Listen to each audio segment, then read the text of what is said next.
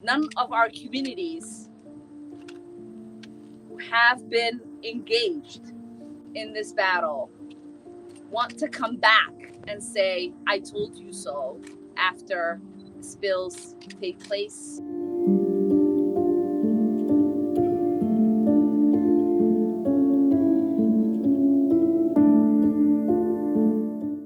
We know that this pipeline is going to impact 1,000 acres of water.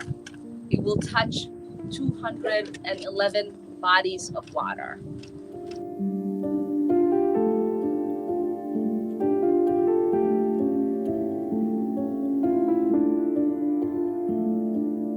$18 million people directly affected by the water, by the Mississippi River. 18 million people.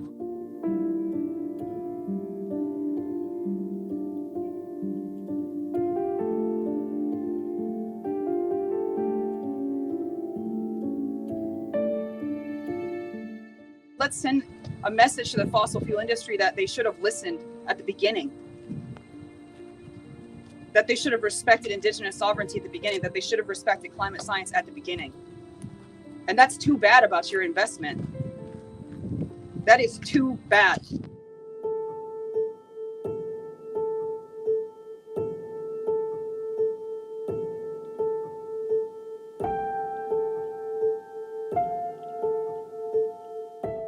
It's been too long that our treaties have been violated.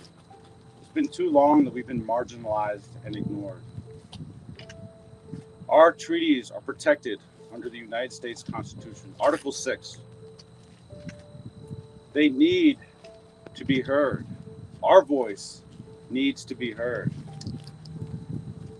This Line 3 expansion project was forced through our lands. We were not consulted.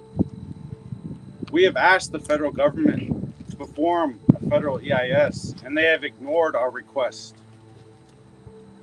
We have asked them to hear of the plight of our people, the plight of our wild rice gatherers, the plight of those that wish to live in harmony with nature, to live in a way that allows us to sustainably live with everything around us, with the water, with our food, with our brothers and sisters. This line, if it happens to break, is going to do away with our wild rice, and that's our food that grows on the water. And this was given to us by our Creator. We know that the pipelines always leak. There is never a time that a pipeline has not leaked. We should not have to organize and be in resistance for clean water. It is unconscionable for us to see zero action being taken by our governor and president in stopping this pipeline. These are families and communities that are fighting just like any of us are to a future, to a better quality of life and so much more. And all of that is being cut short because corporate greed is coming, capitalism is coming before the livelihood of people that have lived off this land. We should be standing together, because if I don't have water, you don't have water. Change and justice will not be realized by what we say. It will be realized by what we do. And we implore President Biden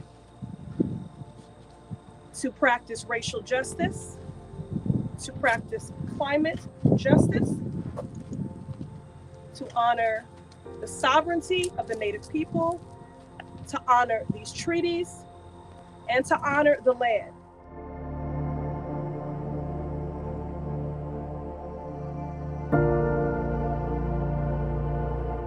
Enbridge believes they're above the law. They're not. They are not above the law. They had a right to notice, which was flawed here. They had a right to be able to have their treaties abided by, and they weren't here. They had a right to understand exactly what was literally behind closed doors, what those decisions were being made, and they weren't. I'm sitting up here with scars from rubber bullets that were paid for by Enbridge. I shouldn't have had to do that. None of us should have had to do that. None of us should be carrying the trauma of standing and watching people's heads getting split open and police officers using pain compliance and torturing people. That's what's happening to water protectors in real time. In December, I broke my arm. I have plates and pins in my arm. Do I have to go out and put my body further on the line and risk maybe my arm being pulled out from the pins and plates so that I can protect the water in our future? What is it going to take? How many times do Native people have to say no? How many times?